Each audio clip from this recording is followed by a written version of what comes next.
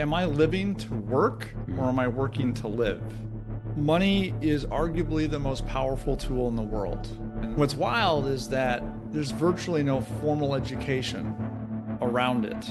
What really sucks is when I'm standing in the kitchen and my son's saying something to me that he's excited about, and I catch myself looking at my phone instead. It's a total dick move. They're not going to give a crap about a meeting that you missed or a deal that you won or that you lost.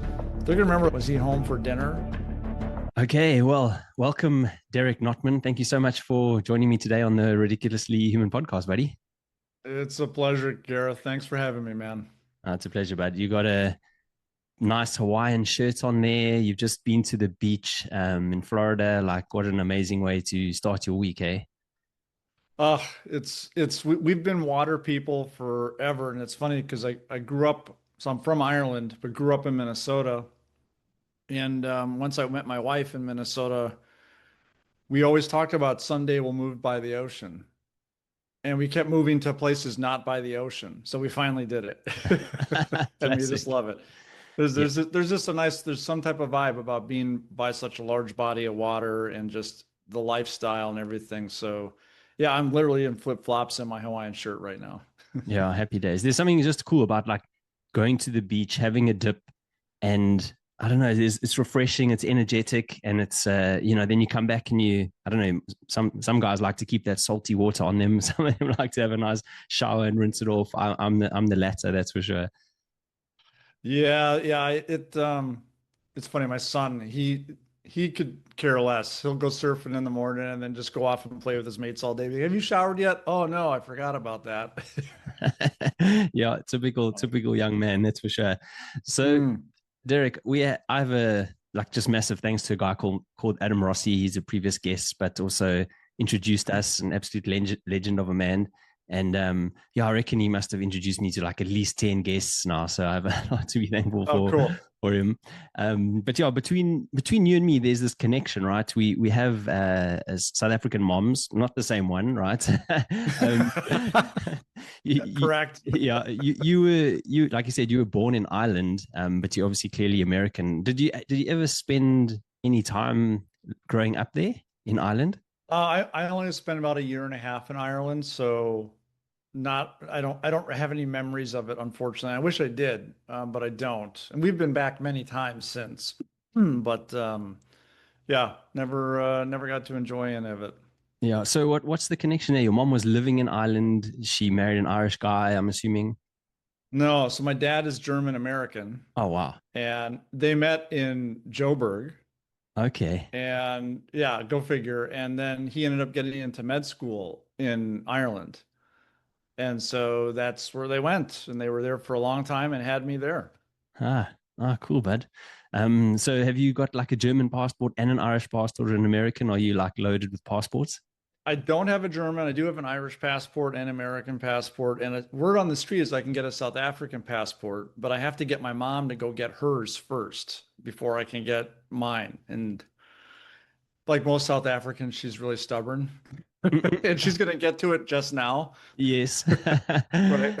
Yeah, exactly. And we know just now can mean like whatever, 3, 4, 5 years down the line sort of thing. It That's for can, sure. yeah, it can mean literally mean like in the next minute or never Yeah, or somewhere exactly. in between. I always remember like when I used to work in London, like someone, my colleagues would ask me to do something and I go, yeah, no, sure. Don't worry. I'll do it just now. And then they'll go, okay, cool. And then like 10 minutes later, they're like, okay, cool. You can do it now? And I'm like, no, no, just now. Like and they eventually get used to the saying of just now is kind of whenever in the future. Yeah, like eventually, right? I love it. It's a great saying, but it also as someone who grew up in America where we're much more I don't know, I don't know what the word is. Like we're just like let's get it done now type of thing. I struggle between these two worlds of like beach vibe just now, like I want to relax, I'll get to it eventually. And then I struggle with the other hat of like I want to get it done right now and let's go and I'm a driver. And it's just I'm sure you experience the same, like in London, right? It's a totally different atmosphere than Cape Town or whatever. Yeah, 100%. I mean, I've just come back to South Africa now. Like I've been living here for about 4 months now, and I haven't been here for 26 years. And I've noticed the real difference in a lot of things. You know, like South Africa, they have a thing, I think it's called manana manana, which is like tomorrow, tomorrow sort of thing, or later, later. And it's like, it's just, yeah, you know, things just happen a hell of a lot slower, that's for sure. And it takes a lot to get used to, you know, especially when you are that sort of go getting, let's sort things out type of person. You almost just have to kind of like accept it. But I kind of also hate that. Like it's a real inefficient way of doing things. It is, and that's where I struggle with it. But then at the same time, I ask myself, I'm like, maybe the South Africans know something that I don't, right? Like there's a more laid back lifestyle.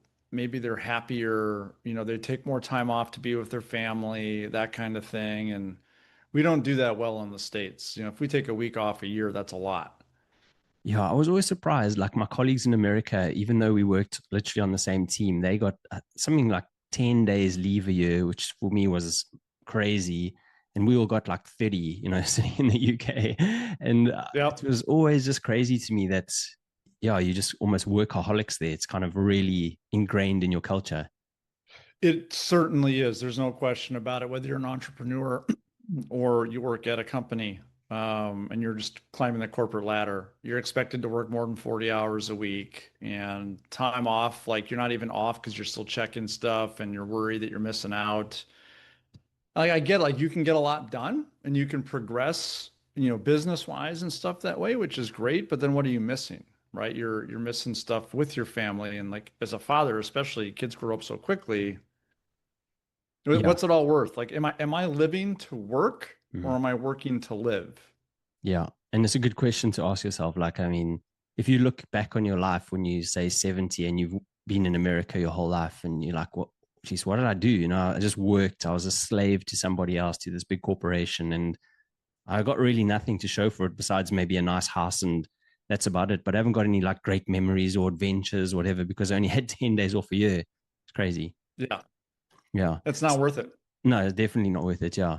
So you have Yeah. like a interesting career background. I think you studied archaeology and you went into anthropology thinking you were going to be like Indiana Jones.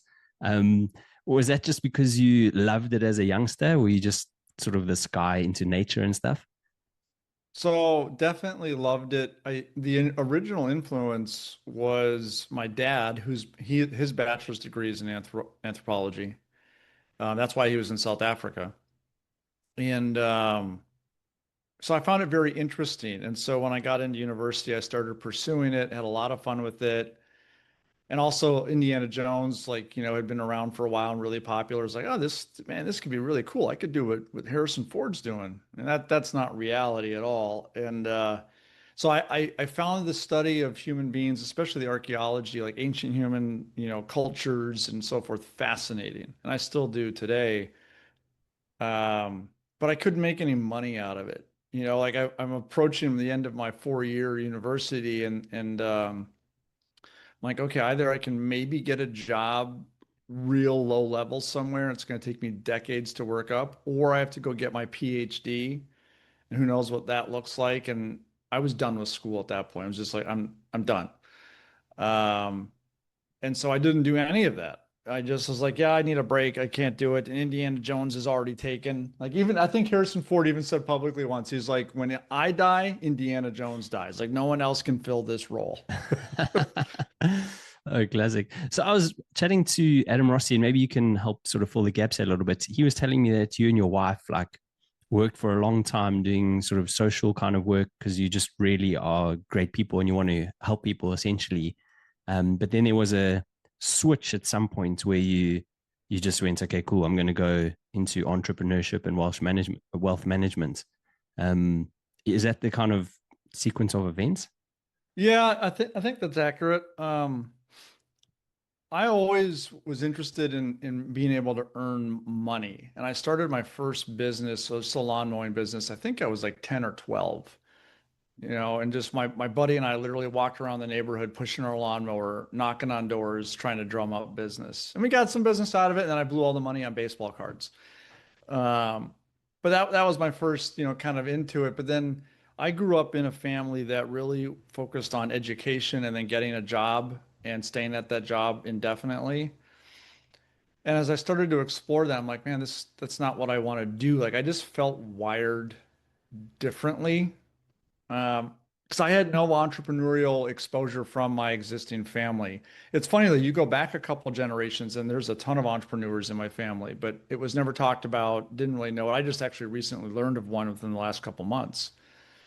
And so as I said, after university, like I needed a job. I just bought a house. This is funny. This is during the time where they would like let anyone buy a house. And like I literally didn't even have a job and I'm under contract on a house. And I'm like, okay, I guess I got to get a paycheck. And so my wife, she has her degree. I can't remember her bachelor's, but she's got a master's in special education. And so she was working at an at-risk treatment center. She's like, well, they're always hiring, and I didn't know left from right. I had studied people that had been dead for thousands or millions of years. I was not, used to working with people that were still living, and I got an interview at this place. It was a residential treatment center for at-risk youth. I ended up working on a team of boys, teenagers. They were murderers, rapists, drug dealers, arson, gangsters, you name it. And ended up working there for like 3 years, 3.5 years. Probably the hardest job I've ever had. Not that entrepreneurship is easy by any means, but it was really hard because I had to physically like defend myself and defend other kids from each other. And then it's just, a high risk environment and all sorts of stuff. The pay was terrible. The hours were awful. But it taught me a lot about people and helping people and how fulfilling that can be. And then eventually we're like, you know what? We just want to do something different. So we ended up just saying like, hey, we're selling our house. We're selling all of our crap, pack up the dogs in the truck. And we drove out to New England without jobs, without a house, anything. It's like, we want to live somewhere else. We want to do something different. And that was when I was like, okay, I like working with people and I like working with money. Where can I go do that? And that's how I got into the insurance and wealth management space. Yeah, that's quite a pivot, eh? Into something completely different. And it's also like such a brave move as well. But I guess sometimes in the moment you don't even like think of it like that. You just like, I'm gonna go, I'm gonna move, and we're gonna do this and go into something different. And you kind of maybe you're just sort of young and naive in a good way, like, and you're just like, well, let's just go and Oh, try something new. for sure. I knew that the job I was at, I would not do long term. As fulfilling as it was to see these children have breakthroughs and support them and build great relationships, I did not see a path to financial freedom, or living the life that I wanted to. Like my wife and I both love to travel. And so we just really wanted to be able to do that. And we wanted to write our own ticket. Like when we bought our house, we didn't tell any of our family members. We bought it and then sent them a picture saying we just bought it. We just really like being independent and doing our own thing. And so yeah, that's how we got out to Vermont, and then made a go of it, and ended up doing okay. Um, And were you immediately working for yourself or were you working for a company? no, no, she got a job teaching, and then I ended up getting a job at that school part time because I bought a house without a job. They were still giving out credit to nobody and everybody that at that point. And so I did that. I got a job at the school. I worked there maybe 4 months, something like that, just to help pay the bills. And while I was doing that, because we had no money, I was also digging out basements and doing odd jobs on weekends, whatever I could do just to earn some extra cash. And then I started looking around like, yeah, this sucks. I don't want to do this. And again, where can I work with people and also work with money? And I literally put my resume on monster.com and ended up getting recruited by New York Life, which is a large insurance and wealth company here in the States. And they barely hired me there because one of their things is like their whole model, and I suspect it's still similar today, is this is like much like the industry is they want to know how well you're connected because the first year they want you to call all your friends and family and go write business on them. Mm. And I didn't know anybody. We moved to Vermont not knowing a single person in the state.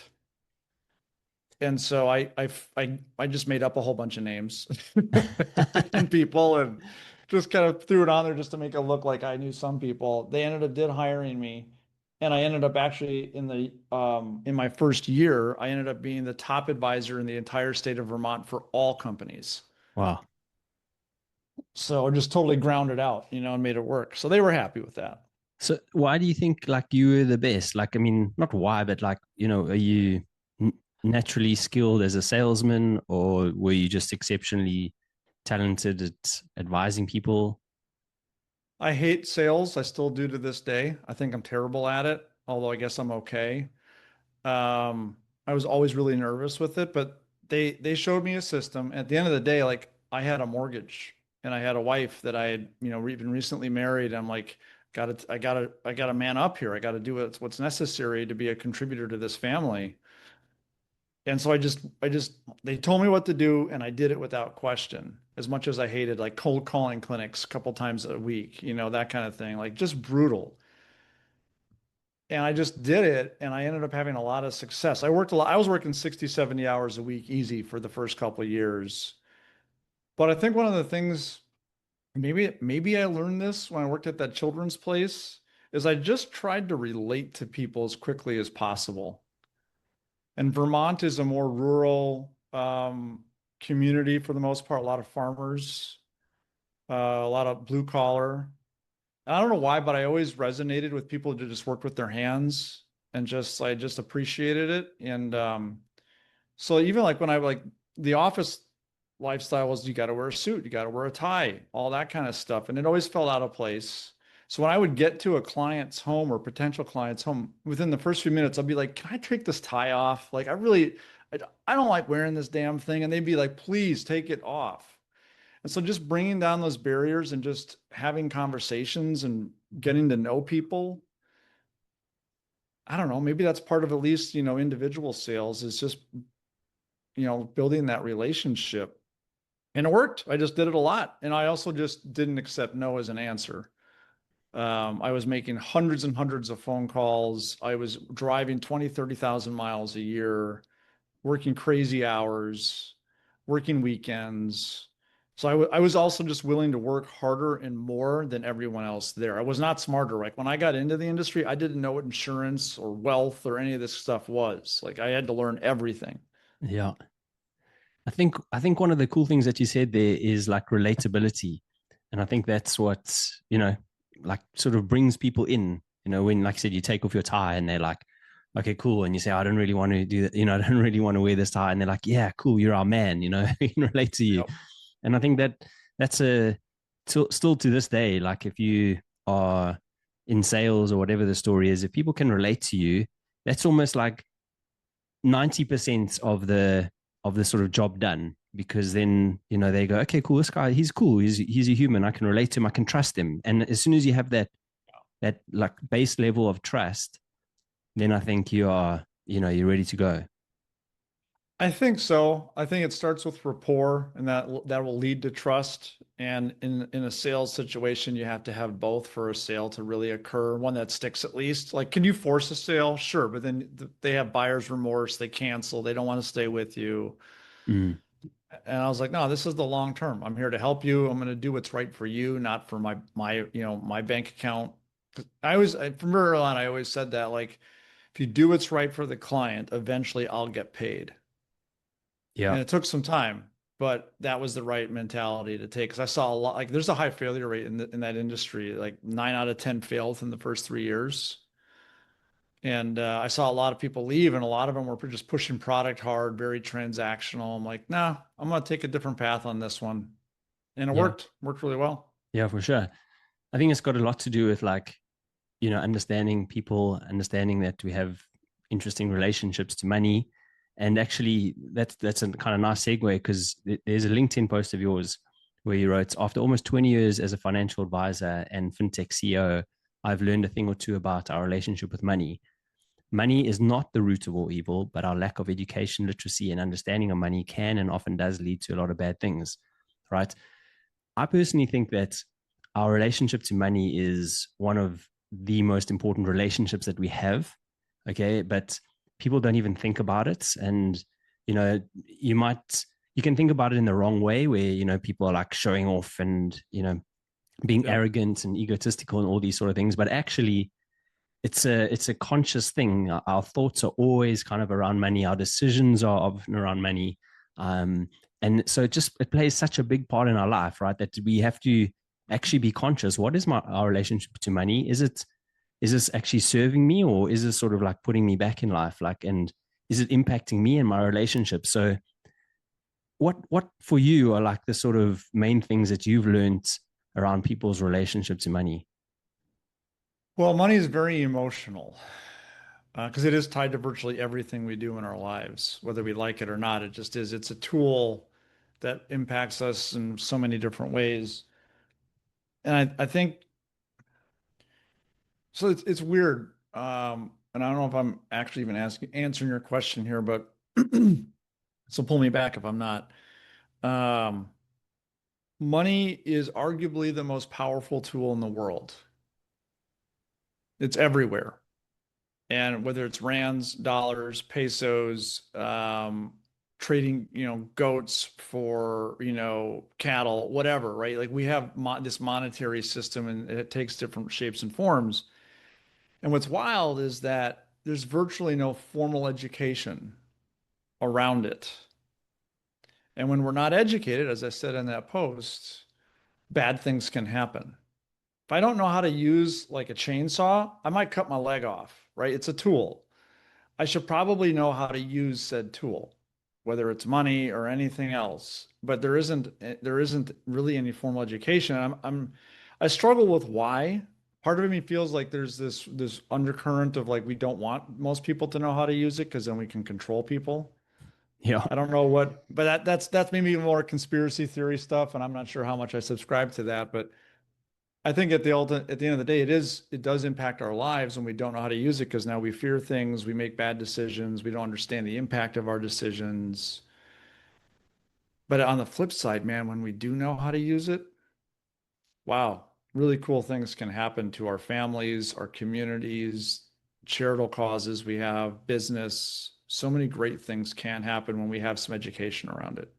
Yeah. No, I agree. And I wish there was like maybe a bit of education around it, because like I said, it does literally impact so many decisions that you make, and it doesn't have to be like crazy in-depth complex stuff, just okay, let's teach somebody how do you save money, like, or why do you save money, like, because that is actually Mhm. the sort of the first step in sort of getting yourself ahead, right? Just get into like a good habit of saving a bit of cash, feeling Yeah. good about it, and then that just kind of leads from one thing to the next. So it doesn't have to be crazy education, just like the real simple, the real basics. Real basics and tie a why to it. And Mm. just like our health, like I don't need to go become a medical doctor. I don't want to, but I need to know basically why I should have a healthy lifestyle and some things I can do to maintain that healthy lifestyle. And then if there's an issue I have, I'm going to go talk to a doctor. Or it could be plumbing or electricians or architecture. Like we hire all of these experts to do all of these things in our lives. But we should have a basic understanding of what it is and how to do it ourselves. Like I can go into my workshop now and I can build something basic by myself, but if I want a whole garage, like an extra garage built, I'm going to get an architect involved, right? Like Hmm. I might understand it, but I still need the help. And so I think that, yeah, basic understanding, but also why? Why should I know how to save? And how does that help me next year and 30 years from now? And really tying it back, I think like as an advisor, one of the things we talk a lot about is what is the meaning behind the money? Mm. Like someone might tell me, like, hey, Derek, I want to save so I can retire at 60. And a lot of advisors could say, okay, great. You need to save X dollars, rands a month for the next 30 years to retire. And then that's it. And then the client's like, okay, I guess I'll do that. What really should have happened first is why do you want to retire at 60 or 55? And they'll say, I don't want to work my whole life and I want to do this. Like, why? Ask why like 4 or 5 times. Peel that onion back so you really get to the actual root. Like, what is the emotion? What is the hope, dream, or goal that they're driving at? And then when you go back and say, hey, listen, you need to save $1,000 a month because you want to go buy a yacht and take your grandkids around the world when you're 60. Now you've tied the emotion, the goal to the money, and now it's much more meaningful and impactful. So I think a lot of times we get really clinical on it, and then we don't go any further than that, and we really need to because money is emotional. We have to connect it back, and when you do, man, people make great decisions, and they stay committed to the decision. They remember why. Yeah, they do. It almost sounds like you sort of become a bit of like a coach in some sort of way, because Oh, you know what I mean? yeah. There's no question. I've joked many times that advisors, financial advisors, know more than a client's shrink, attorney, and priest all together. Okay. Like Yeah. they know it all. Um, and there's this movement now that there's a lot of data out around this, but more and more so, people are looking for human advice and they're looking for connection with that advisor, that rapport and trust we talked about, because they want to know that that advisor understands the emotion, the meaning behind the money to help them. It's past transactional. Like back in the 80s, 90s, whatever, it was like, I just need someone to help me buy stocks. And that was it. It was super transactional. And we're really moving away from that because people are starting to realize, like, hey, man, there is more to this thing here. I like that because you actually have a company called is it Coupler AI? Coupler. Yep. Coupler, yeah, right. So effectively, you use AI, right, to match people with wealth managers that are human. Okay, that's my kind of understanding around it. And Mhm. you once again, you wrote a interesting post, which I'd like to talk a little bit about. You said investing for Gen Z 101, use AI to find human advisors. In the age of AI, it's tempting to trust a chatbot that speaks your language and promises financial wisdom. But before you let a digital assistant manage your money, consider this. And then there's like a few bullet points. AI lacks human insight. Yep. Soft skills matter. Cost versus value.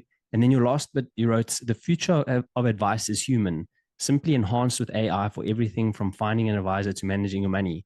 So what I have also kind of noticed, and like a few people are talking about it, is in this AI revolution, the actual revolution that is happening is almost like a sort of counter trend, counter revolution, which is like the desire for more human contact, more human Mhm. authenticity. So that's the real revolution, right? And that's literally what your company has sort of, I guess, picked up on as well. Yeah, there have been through, well, you go back to what was her name? Lucy. She's like 3.2 million years old, right? Human beings have been around for a long time, going back to my archaeology now. And there have been many fads and flashes in the pan and things and revolutions and so forth that have come, and they do impact our lives. But at the end of the day, we are human beings, and at a DNA level, we're wired to connect. We are social people, right? So we are wired to connect with other people.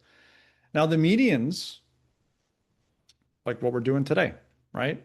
They're changing, but at the end of the day, we still have this yearning, this desire to be with other human beings. And so, like, and it's funny because people don't realize this AI at its very elementary form has been around since the 1950s. So it's not something new. It's just gained a lot of popularity and it's growing quite exponentially now.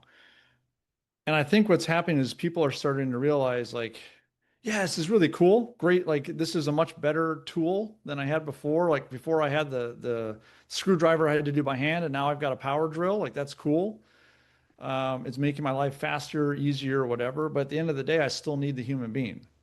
And I think that's where, again, my crystal ball's never worked, but I think that's where we're headed is that once the excitement dies down a little bit, people will be like, yeah, I still want a human being.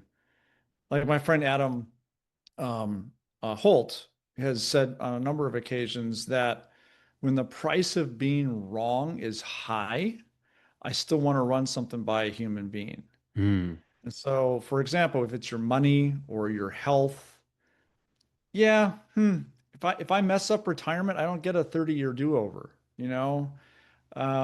If I smoke, a carton of cigarettes a day, that's probably going to have some impact on me. So I should, when the price of making a decision could be potentially very disastrous, I still want to go talk to a human being who can empathize with me, talk to me about like really what's important and try to figure out a plan. And so I think that's where we can use AI to just have better human relationships. and speed that process up. Like I love tech, I'm a big fan of it, but I think the road needs to ultimately lead back to the human connection. I think there's also just kind of this natural way of how things kind of and evolve in terms of they actually almost come back to the, we are humans and we crave other humans, we crave touch, we like physical things, etc. I remember years back, my wife bought me this book. It's called The Analog Revival or something along those lines, right? And it was about there was quite a few different industries in there, like how they thought that ebooks were going to sort of get rid of physical books, but actually it didn't have that impact at all. Like actually more people kind of started reading, Yeah. and bookstores became a place that you would like now hang out, and go, and like they put coffee shops and stuff in bookstores. And then there was a trend where records, the old LPs, they have sort of started coming back, or they were coming back. And things are like along those lines, right? Like we, at the end of the day, we're humans. We crave physical things, Yeah. and the digital world doesn't sort of satisfy that itch. It just doesn't. It doesn't give you that sort of, I don't know, sense of like, yeah, this is mine. Like you want to show people stuff still. You want to like Yeah. touch your own things. You want to read a book by turning the pages, and that's the cool thing about us is we will always crave that. So We as will. much as there are these sort of pushes towards sort of making us transhumans, I don't really think it's going to work out the way some people might think it will. I'm right with you, Gareth. Like there's something recently, and I don't know the full context of it, but something about how Mark Zuckerberg was saying that people are going to have less real person friends and more like AI friends. I'm like, that's so messed up. Why would you even try to go down that path? It just seems really depressing and totally contrary to how we're wired. Yeah, It's crazy. And like that's like what I love with Coupler is that we're using AI to speed up the process of rapport, trust, and finding an advisor. But the real win is the human connection that happens at the end of our process. We bring it all the way back to human beings, and that's I think where it needs to be. It's like for quite some time, tech is in itself has been like the solution. I'm like, no, tech is part of the solution, like the journey, the way we get there. It's not the solution. yeah. I think like what you're doing with Coupler, and say what other companies that want to win in the future should do is they should go, okay, cool. How can we get the human element back into our business? So if you think about supermarkets, now you go there and it's like you self scan and stuff. I reckon if one of the supermarkets, whichever big one, whichever country you live in, they went, you know what, we're Pick and getting, pay. Pick and pay's got to do pick and pay. Like we're getting rid of all of that stuff. We're just bringing back cashiers, humans. And I think you would find like people will be like, oh, cool, I really like that. I'm going back. Or banks, for example, banks are cool. We're just going to bring back tellers and they're going to be there for you to talk to and speak to, your account managers. it. Like, Yes. I reckon I mean, yeah, I'm not like this huge businessy sort of guy really, but I think that's a great thing that could make them sort of stand out. I completely agree. Yeah, I hope we get there. Human beings tend to lose their way, Mm, and yeah. then they eventually find it, but it takes some time. Yeah, no, they do. They do. So I'd like to talk a little bit like sort of fatherhood stuff. And you have recently, in the last sort of few years, started a rather exceptional group called REBL Dads. And there's like a really cool kind of backstory behind that. But like, why and how did you start that group? So, yeah, when I had my son, who's just turned 14, by the way, it's crazy. Um, my I was pretty young in my entrepreneurial journey, if you will, still. So I'm struggling as an entrepreneur and trying to figure that whole world out. And then I find myself as a new dad. My dad, about that time, decided to not be part of my life anymore. Wow. So, yeah. So now I'm in a situation where I'm like, the one person I should be able to go to, be like, hey, how the hell do I do this? My kid's doing this or whatever is gone. And so for a number of years, I just hacked through it. I'm like, how am I, I guess I'll try to figure this out. I'll read some books. I'll work harder. I'll be gone more because I'm trying to take care of the family and lots of stress, lots of stress. And then about 3 years ago, boy, we must almost 3 years ago to the day. It's got to be close. Um, 3 years, yeah. I was like, man, this sucks. This is really hard. And I don't have a group of people that I can go to that understands what I'm going through. And so I was like, man, wouldn't it be cool if there were a group of dads who were also like entrepreneurs, business leaders, just excelling, that we could all just go like talk to each other and help each other and share, best practices and tips and commiserate together and all that. And I started looking around. I'm like, wow, there really isn't anything that does this. There was things specifically built for entrepreneurs like EO and YPO and stuff like that. And then there were stuff specifically for dads, and most of those were like small, like chapter stuff where they'd get together and do real like just kind of like casual engagements, I guess. I'm like, okay, let's put the entrepreneur hat back on. I'm like, well, wouldn't it be cool if there was something that really touched upon both about this integration between both worlds? And I'm like, yeah, that'd be really cool, but no one's going to go do anything like that. And so originally it was a bucket list thing. I'm like, okay, why don't I just get a group together? We're going to have a hell of a time. And let's go somewhere really special with the ultimate rebel dad, which is Richard Branson. I followed him for a long time. And so I put this whole idea together. And then I went on this mission because I'm like, well, okay, no one's going to pay me or even pay to go to this type of experience because they don't know who Derek is. I got to have this anchor in Richard and do it on his island. And I'm like, okay, well, I don't know Richard. I don't know anybody that knows Richard. So I'm going to figure it out. And so through LinkedIn, I ended up tracking down an old assistant of his, just lots of searching. And I pitched the idea to her. She's like, great idea. Go talk to these people. And then they're like, great idea. Go talk to these people. And eventually I got to Richard's team, pitched the whole idea. They said yes. Then I had to put everything on the line, over $500,000, which I didn't have.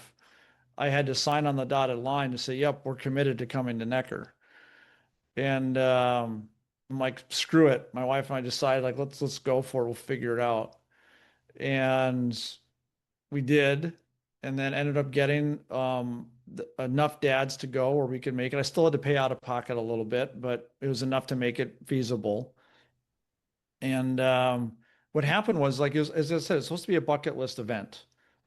And we had such a great time on the island the first time and such a powerful experience between the dads, but also with Richard, that right before my eyes, I still remember this one moment. We're all sitting in a place called the Temple. And like some people were sharing, we're to the point where like we had like 15, 20 dads together, and most of them were crying like together openly. Wow. Like that never happens, right? Like men aren't supposed to cry or show emotion or any of that stuff. And I'm like, holy shit, this thing is growing between, right in front of my eyes. This thing has turned into something else. And then everyone's like, so we're coming back next year, right? I'm like, oh crap, I guess here we go. And that's really what got it all started. And so now we've been twice. We're going back a third time. Richard's getting more and more involved. He loves our group, so he stays the whole time while we go. Mm. And as you know, that's how you and I met initially. We're writing a book that Richard is going to be writing the forward for, which we're super stoked about. So, anyways, that was like I was looking for an outlet to help myself with other like-minded dads and couldn't find it, so I created it, and now it's out, grown me, and it's going into something super cool where we're on a mission to help 1 million dads. That's the whole plan. Hmm. That's amazing. Do you mind if I ask, why were all the dads emotional? Do you remember, you recall on that first trip? We were sharing some pretty emotional events that happened in some different dads' lives, openly. And so one of the things, Gareth, that happens at these sessions is that dads, some of who've never met before, are sharing things about their past and struggles that they've had that they've never shared before with anybody. It's a really safe place where they can just open up. It's trusting. They know it's not going anywhere. And it's a relief valve. And then, helps them get past that. And so that's what dads were doing is that we had some, and then one dad stood up and actually went around the room and shared these really intimate things that every dad had been talking about in a group setting, and everyone just kind of lost it in a good way, right? Like it was so powerful because we don't really get that opportunity a lot as dads to do that. Yeah. That's what I find a lot as well. Is like guys, I don't know, we just it's the way we program, right? It's the way we wired. We kind of we bottle a lot of things up and we also deal with things ourselves. That's like a kind of masculine energy. Like, I've got this, I'll Yep. deal with it. But and and and that's kind of healthy in some ways and very unhealthy in other ways. And we can get ourselves into quite a bit of trouble. But what you're saying is like we don't share these things, right? We don't share these hardships. Yeah. And it is really important to actually do that, to just open up that sort of bit of vulnerability, because then you're giving other dads, other men permission to do the same. And then actually almost in this weird way feel better about themselves because they go, she's like, so you as well, you also struggle with that, or you also have this issue. So then you're like, you don't feel kind of so isolated because you've been dealing with this yourself for Mhm. however many years. And I think it's a very powerful thing to do. It really is. And we none of the conversations are about like this is how you fix it. It's more of like here's what I've done, here's how I've overcome a challenge, things like that. So we share these stories, and then dads can learn from each other's ways of dealing with things, and that's been so powerful. None of us need, especially when most of us are type A, none of us need someone telling us how to do something Hmm. because we're all Yeah, just going to say no. But if you share openly and just like, hey, here's how I dealt with problem X, or here's something I do with my kids every day, or whatever, then it's just this open, like, oh, yeah, that makes sense. Cool. That's great. I'm going to try that. And that's yeah. what's happening. And that's the cool thing as well about, like, I guess just hanging out with dads. Like you said, you have, say, the person, the A types, and also just being men. You kind of get, okay, cool. Well, I'm not here to tell you guys what to do. I'm just here to kind of share my Yep. experience and stuff, and then guys get that. So that's the other good reason, I guess, for just, I guess, hanging out with just solely dads. It is. And kids and spouses are welcome to come, but they are not part of our mastermind sessions. Those are special just for dads. And that's it. They're very sacred on purpose. Yeah. And it resonates well enough where we're going back again, and we've got an online community that's starting now and all sorts of cool stuff. So it's definitely growing. Yeah, for sure. And I think it's so cool that you invite the families as well, because that is such a cool part of it as well. Because you get Mm. that time to just sort of hone in and focus, just kind of as dads and whatever, and like you as men.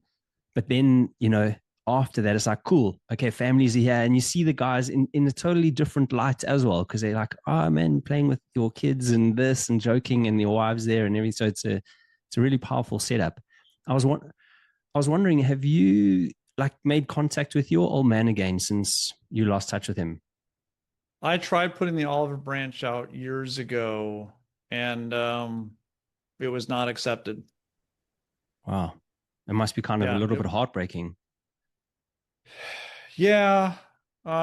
It sucks. But I wanted, like, I grew up in a broken home, real messy family situation for many years, and I did not want my son around any of that. And so, like, I made it very clear to my dad that if he wanted to be part of my son's life and my life, it had to be a healthy relationship. And if he couldn't do that, if he couldn't meet us at that level, then it just wasn't going to happen. Wow. So you actually like almost put this sort of ultimatum on him, and then he was like, I'm not up for it, and I'm just going to get out of your life for good. Yep. Wow. Pretty Man. wild. I mean, I'm his Yeah. firstborn too. It's pretty wild. And like, but I don't blame myself or anything. Like he's got his own demons apparently, and he's got to work through those, and he's got his own priorities. And all I know is I can break the cycle to make sure my son doesn't have to go what I had to go through growing up, and can have a healthy relationship with his father. And I'm gonna make sure he has a whole bunch of kids, so I got a whole bunch of grandkids I can spoil and Yeah. all that good stuff. Yeah. And your siblings, do they keep in touch with your dad at all? Are you in touch Don't with them? know. You don't know. They cut me off too. Yeah, I don't What? know yeah, I don't know if you could consider me the black sheep of the family, but yeah, it's weird. The whole like the my parents' divorce was the worst divorce in the state that we grew up in the history of the state at the time. And it just fractured the family. And yeah, we just like my wife and I chose a path of how we want to be and how we want to raise our kid and like what we value and where we draw a line in the sand. And my siblings weren't interested. So I don't know if they're still in touch. They might be a little bit. It's funny because neither one of them have kids. Mm. So they don't know like even what it being like my brother he probably would give every dad in the world advice on how to be a father, even though he's not one himself. So, but again, I don't know. I haven't talked to him in years, so I don't know. It's kind of shitty, but such is the way the cookie crumbles at times, I guess. Yeah. Yeah. But I mean, and you know what the crazy thing is like so many people have like issues with family, hey, and it's just the more you, I guess, you speak to people and you find out, you're like, oh yeah, me too. I also haven't spoken to my dad or my brother or my sister or and it's yeah, it's not ideal, that's for sure. I know Adam, he actually writes and talks a bit about this, and he's always like, you got to sort that out, you got to sort that out. But it's not always that easy, like it's not Well, I always mean, that easy. if one side just doesn't want to sort it out, what are you going to do? Yeah. Right? Like I can't force someone else to do something. There's a book I recently read called The Courage to Be Disliked. Mm-hmm. And it's all based on what's his name? Alfred Adler, Adlerian psychology slash philosophy. And it's all about, they talk about tasks. And my tasks are, or my father's tasks are not my tasks. And so how he's going to deal with something and do something is on him. And I can do what I can do. But at the end of the day, like I shouldn't waste my energy on someone else's tasks. And so that's something that really actually resonated with me because it's a bit of a relief valve to be Yeah. able to do that. And it can be even in simple stuff like with my son, like here's the expectation, you got to do this. That's your task. If you don't, this is what happens. And then I just like because as dads, sometimes we want to micromanage what our kids are doing, which is hard not to do. But when you think about it from a task perspective and just outline like here's your task. If you do it, great. If you don't, this is what happens. Yeah. And now it's not my problem anymore. And so I've just when I look at my own family situation, my father and whatnot, like their tasks are to do what they want to do. And if they don't want to be involved, that's on them. Yeah. It's kind of hard as well though. I mean, task is maybe like it seems like almost like it's a tick box thing, but the problem with that in some way is because you out factor means you don't factor in the fact that we are emotional beings, right? So if someone's not doing their task, it's difficult to also go, oh well, you're not doing it, and it's not going to affect me. You're human; it is going to affect you. So Oh, it's hard to it still remove that affects you. emotion. Yeah, It does. It totally does. But yeah. I mean, I'm at a level of peace at this point where I just know what we value and our hard line in the sand. And if you can't meet us there, like I'm not going to have my son around an unhealthy person, unhealthy relationship. It's just not worth it. yeah, My duty is to my son first. So yeah, that's where my priorities have to be. yeah. No, I love that. What Now that you've dealt with like sort of these men's groups that are entrepreneurs and dads, like, are there any sort of common issues or things that you've kind of noticed that particular type of person struggles with? Definitely, like how do we balance? And balance is a word that's been overused too much. I'm really actually trying to get away from it. But how do we integrate the dad side with the entrepreneur or leadership side? Balance is not achievable, just like perfection is not possible. But we can get close to it. But when you're trying to balance something, that means that you're out of balance. It's something, and so we're really trying to focus more on integration. So that's a definite struggle. Like because a lot of us who have a career where we're really on an upward momentum or our own business, like we think of that almost as another child. And so, how do I balance that priority with my actual kid and my spouse and my dogs or whatever? So that's definitely a constant theme or consistent theme along a lot of dads. But then also things like digital detox. How do we keep our kids from being on the screen too much, even ourselves? Drinking, Mm. alcohol is a bigger problem I think a lot of people realize. And how do we like get away from using that as a like a crutch, Hmm. which has been interesting. It's cool. Like, well, I was just one of the dads in our group.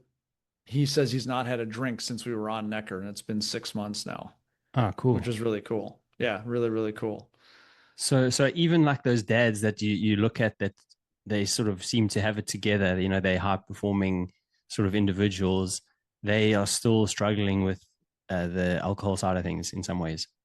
Yeah. Oh, yeah, definitely. Whether it's alcohol or too many screens and distraction or food, whatever, they're that like these high performers are really good at putting on a front, but there are undercurrents that start to come out and people start to let go and are like, yeah, man, I'm really, struggling with alcohol or whatever. And Mm. it's there.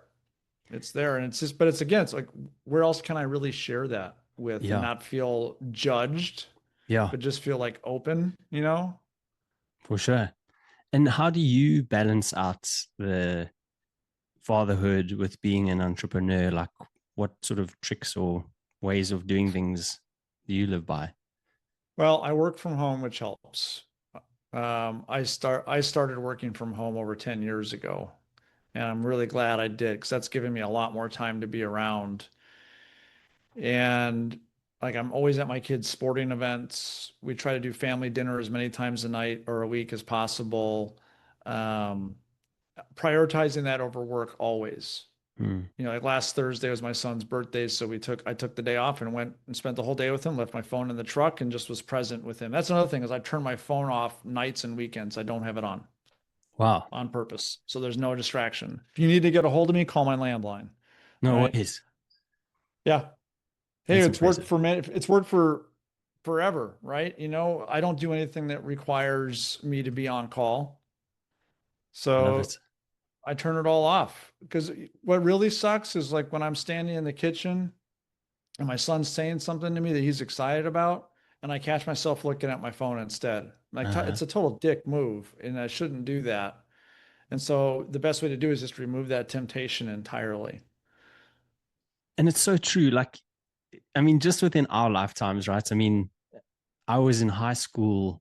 I finished high school in '98, and I didn't have a That's cell. what I. I didn't have a cell phone then.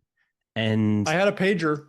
did you? Yeah, yeah. I mean, I didn't have one until I went overseas. Like, and I was over in England for like my second year. I think I got one.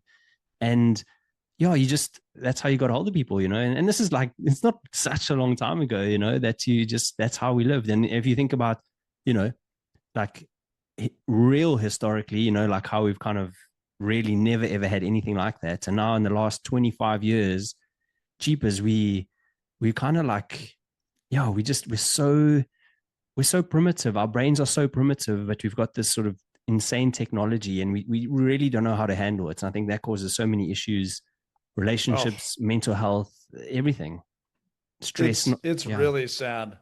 It's really sad. So we really focus on minimal screen time as much as possible.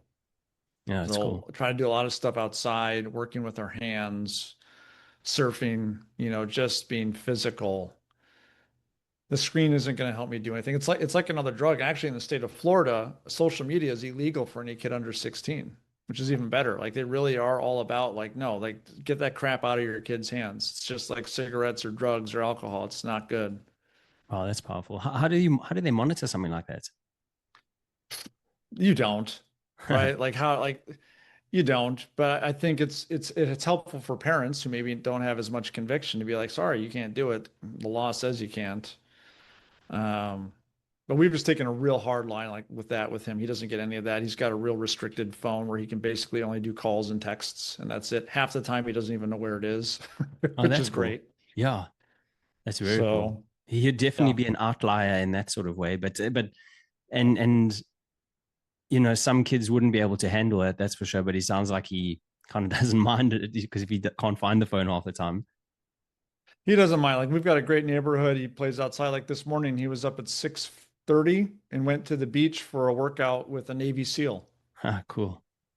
Yeah, I mean that's how he started his day, not on a screen. So it's just I think it's really important as parents though that we promote that and show them that because we can say whatever we want to our kids, we have to actually do it. We have to Hmm. show them like what's actually important and through example, not through just telling. Yeah, you're speaking my language. I always say that the best sort of form of leadership is just is action, and by you showing people, the way to do something or the way to behave, that's how you Hmm. get people to follow you. Like if you're a leader, and of course as a parent, you're a leader. You're Oh not. yeah, You might want to be their mates, but actually you're not really. You kind of are there to show them, I guess at least try to show them how to live a good life and that's you've just got to they are sponges, they're going to do what you do. So if you're not on the screen and not on the phone and all these things, and they're going to be like, okay, cool, well, me too, I'm not going to either. that's exactly it. Which is a big thing, I think. And again, we're not taught this as new fathers, No. especially when you don't have your own dad around when you're having your kid. Like you're just hacking through it. And so being more present and mindful about these things is so important because we only got one crack at raising these kids. Yeah. They are the future.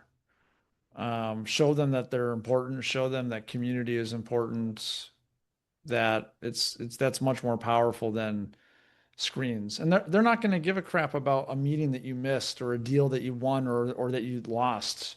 They're going to remember like, was he at my basketball practice? Mm-hmm. Did he see me win my first swimming championship? That's what they remember. Was he home for dinner? Things of that nature. And so Yeah. that's and what's important. and the thing that I guess from a parent's point of view, which maybe we don't think about enough, is there's some stat where it's something like by the time your kid is 12 years old, you've spent 75% of the time with them that you're ever going to spend with them in your whole lives, right? That is Hmm. scary, right? That is a scary. It's And so then, scary.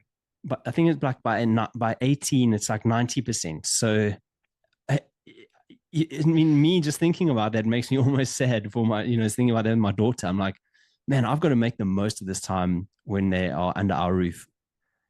Cherish every single moment because like now that my kid's 14, it's summer vacation now, so he's home a little bit more, but especially during the school year, he's off. Like this next school year, he starts high school. His swimming practice starts at 6:15 in the morning. Then he goes into a full day of school.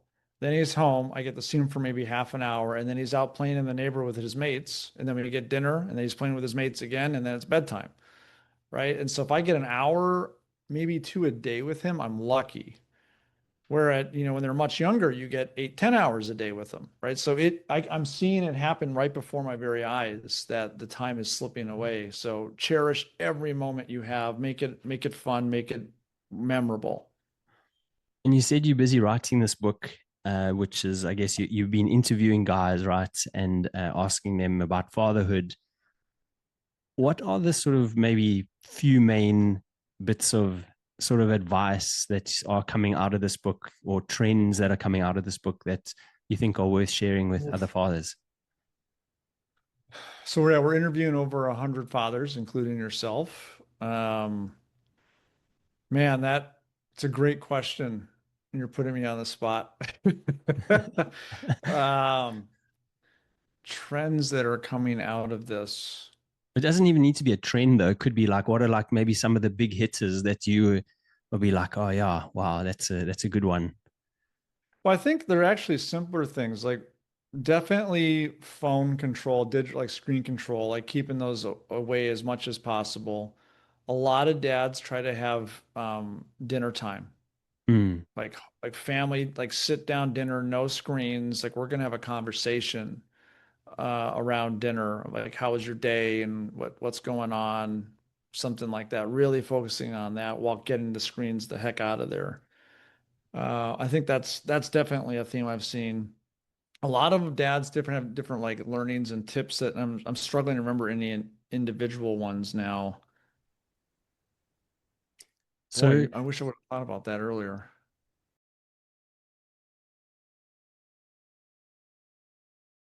yeah, no, it's all good. I mean, it's like it's one of those things like it's sitting there like it just here, but you just like, oh, I can't remember any right now. But that's all cool. So what about do you think dads like we're taking our roles seriously enough? That's interesting. I think I think most dads want to, but they don't know how. Yeah.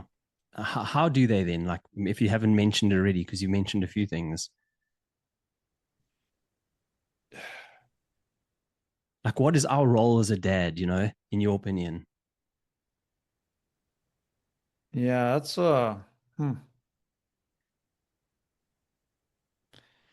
Yeah, I mean to show my like I mean rule number like so one of the things I did learn if I'm gonna see if I remember this correctly is one of the dads had two rules. Rule number one is his job, our job as fathers is to make sure our children are safe. Mm, Like physically safe, housed, food, clothing, like you're okay, you don't have to worry about anything. And then two was, to love them and support them and then show them like how to be part of community and society and be like a positive contributor. And so I think that those are really good rules.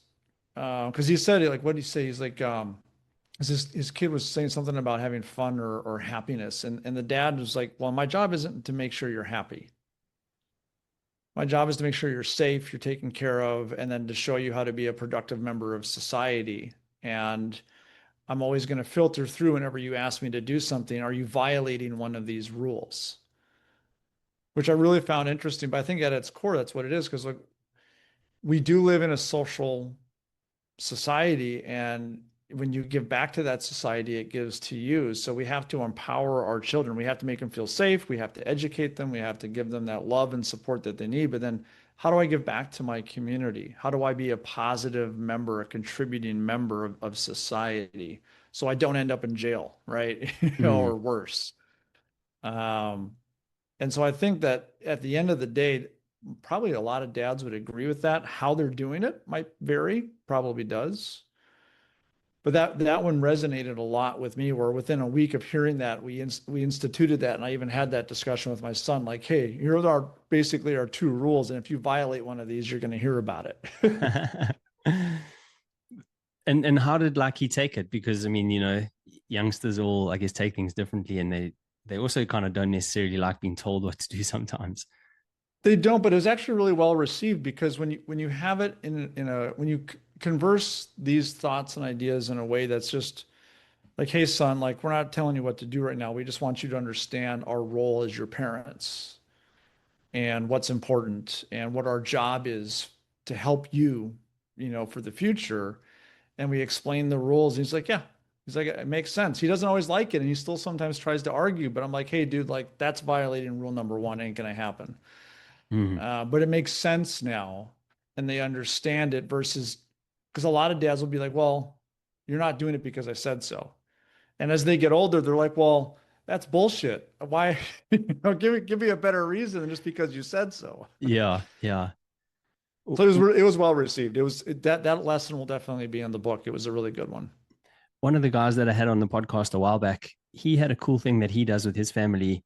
I think it's every Sunday or something. They have like a family meeting, and it's like a let's talk about the week that's just passed and like what went well, kind of what didn't, like what, and just sort of that sort of theme. How could I have been better, or you know what I mean, like what made you angry about something I did, and I thought that was like look, pretty difficult thing to do, to sort of have that open discussion sometimes, especially kids are they can, I guess, break your hearts in some ways because they're probably much more honest Yeah. and say things very directly. But I thought that was a cool thing as well. I was like, oh, family meeting is a nice one where you just like, you just get everything out in the open. So everyone Hmm. knows where they stand. But then you're also teaching your kid these other sort of, I don't know, soft skills, just like how to talk, how to share your emotions, maybe how to debate a little bit. Thought it was a very Hmm. cool thing to do. Actually, a number of dads in the Rebel Dads community do something like that. We do a version of it more. It's not that frequent, but we vision board. So Mm, my wife and I have a vision board, a physical one where we actually physically cut out like things from magazines and newspapers or print something It's a cork board, and my son has his own. And so a couple times a year, we'll bring them down, put them on the dining room table, and be like, "Is this still important? Or did we accomplish this? Did we accomplish it? How did that make us feel?" And then we'll update these things once or twice a year as life happens. And that's fun because it does force you to think a little bit bigger picture and what's the family moving towards, that type of thing. We've Absolutely. done that for years. Yeah. No, that's very cool. I like that a lot. The other thing that he did, which I think is very cool, is he has like a dad's Friday fun night. He gets as many dads as he can together. And it started small, right? I think he started hiring out like a little gym near where he lived, and then they would bring like a few balls and boxes and games. And now he's got this amazing backyard. I think he also is he. No, he's not in Florida. He's somewhere else, but he's got this amazing backyard, and he's built his own like huge jungle gym, basically, and that place for kids to play. But they come every like Friday night to his house, and they have like so just dads and kids playing. And one thing that I've learned just through reading and stuff over time is that dads, when kids and dads play together, that's almost our love language for each other, especially for a kid. That's how they pick up love from their dad specifically, right? Their mom is more about like cuddles and nurturing and stuff, but actually playing with your kid, that's how they kind of get that sort of whatever those emotions going. And that's what I mean for dads, definitely play with your kids. Seriously, don't just stand on the sideline. Just Yes. that is your job. That's how you show your kids you love them. Well said. There's no question about that. Yeah, and like I try to do that surfing with my son. We go to the range. We love to, like marksmanship. That's a ton of fun together. Um, but even like I've coached a couple of his different teams, which is really cool just to be involved there instead of just sitting, like actually get it. And I was petrified to coach because I didn't know how to do it, but I did it anyways, and we had a ton of fun. And you're right, play, like just have fun and roughhouse and get out there and do things. And it's actually the same dad that gave me those two rules. He said another thing that he likes to do is that really listen to your kid and what they're saying, and don't just say, "Oh, that's cool." Like if they're talking about a specific thing, be like, "Well, what do you mean? And what are you talking about? And like, why do you find that interesting?" And it could lead to all types of things where maybe you end up working on a project together where you build a go-kart or, something, right? Or you go on a trip, and really actually paying attention to what your children are listening. And just like I said with clients and wealth, ask a few whys, peel the onion back a little bit and listen, because they've got some pretty interesting thoughts and ideas, and who knows where it could lead to, and just have fun with it. Yeah. And the thing I guess to always just remember, like as a dad and even as a, just as like a parent, is it doesn't need to be complex. You don't need to be doing crazy things, like No, to build a good relationship with your kids, with your family, etc. It's really is actually the small, simple, basic things that count that lead to that like deep relationship. all day long. Yep, those are the ones that really matter. Those little fun things, the inside jokes, the little chuckles, the fun little memories. Make the most of them as much as you can. Yeah, absolutely. So Derek, just as we sort of start finishing off, is there anything that you are super excited about that's coming up in the future, either I guess work wise or for Rebel Dads that is worth sort of people finding out about or knowing about? Yeah, really, Rebel Dads is like, I mean, I love the work I do at Coupler, but that'll not be my life's work. That'll just, it's something that'll be able to impact society and my own family with. But Rebel Dads is something else I could see myself doing for a long time. And as we mentioned, like we've got this amazing book opportunity that Richard's involved with. And actually, just last week, I was interviewing someone pretty high up at LinkedIn for the book, and they, without my prodding, asked for us to go to their global headquarters so they could like help promote the book when we're Wow. ready to like do like all kinds of cool stuff. Like they're super interested. They think it's a really fascinating topic. So it's funny because I've never written a book before. So we're figuring this out on the fly. Richard said yes when we asked if he'd be involved. And I'm like, oh shit, now how am I going to figure this thing out? But that's what, like, doesn't even have a book. I think he just says, screw it, let's do it, Yeah. just say yes and figure out a way how to make it happen. And so I'm really excited. Like Coupler's growing. We've got some great stuff going in South Africa, even. Liberty's a partner down there. Oh, cool. Um, but the book, man, and growing this thing, we've been talking to dads around the world, and just to see where this goes, it's pretty exciting. So yeah, I think that's where I'm most interested in see what's going to happen in the next 6 months. And if people want to sort of get in touch with you or follow you, is there a like the best way to do that? LinkedIn's the best. I'm very active on LinkedIn, pretty open to people sending messages. So definitely go ahead and check me out there and check out the content. And then you can find like Rebel Dads and Coupler and all that stuff through LinkedIn. So it's a good way to start. Awesome, bud. And my last question is, what does being ridiculously human mean to you? Oh my gosh. Ridiculously human. That's a good question. Um, I maybe kind of like the vibe of my shirt, in that I love challenging the status quo and just like being yourself, being ridiculously genuine. Find your vibe and rock it. Yeah. And just because I think that's what's going to resonate most with people is when you are your true genuine self, when you are ridiculously human, like at your core. And just like my vibe is Hawaiian shirts. That's just the way I love. I love beach life. I just love a certain way. And if that resonates with people, one of my friends, what was the saying? Attract your tribe with your vibe. And Yeah. that's what I love. So I'm just being me. I'm being ridiculously human. And that's going to resonate with a certain group of people and rock on. So I think that's a disjointed way of answering your question. No, it's not this jointed at all. It's actually a very sort of powerful message, and I think that's there's don't put on a facade, right? Just be yourself because Be you you, are, man. yeah. You you can't Oh, put on a facade for forever, and it's people have bullshit sort of monitors, right? And they can sniff you out very very quickly. So just be hmm. yourself. Um, and especially in this day and age, seriously, people are craving authenticity. Just literally be who Yeah. you are, Yeah. and people will like you that want to like you, and the ones that don't want to like you, cool, that's fine as well. That's just the way Yeah, of the man. world. Yeah. Yeah, Yeah, that's it. That's the way of the world. That's exactly right. And that's okay.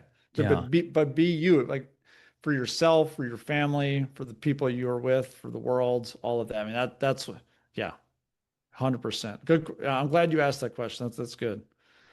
yeah. Derek, listen, I just want to say thanks, man, for coming on the show. You're a very sort of smiley guy, and you're doing such cool things, bud. I love your sort of attitude to just sort of going out there and doing things. You know what I mean? Like so many things, I guess you didn't sort of have a plan for, and I think I didn't. that's also very powerful for other people to know because so many people are in this. They're in these positions where they're like, oh, I want to do something, but I don't know what, or and then they don't do anything at all. So like just hearing that someone like yourself, you're like, well, I just went and I just did it, and everything kind of like sorted itself out because you had the right Hmm. attitude, you worked hard, you you showed up, you did all these things, like and life eventually rewards people that actually go and do things. So yeah, thank you for your It time, does. brother. It's a pleasure. Bye, Donkey. I had a great time chatting with you, my man. This is awesome. And thanks for the opportunity. I appreciate it.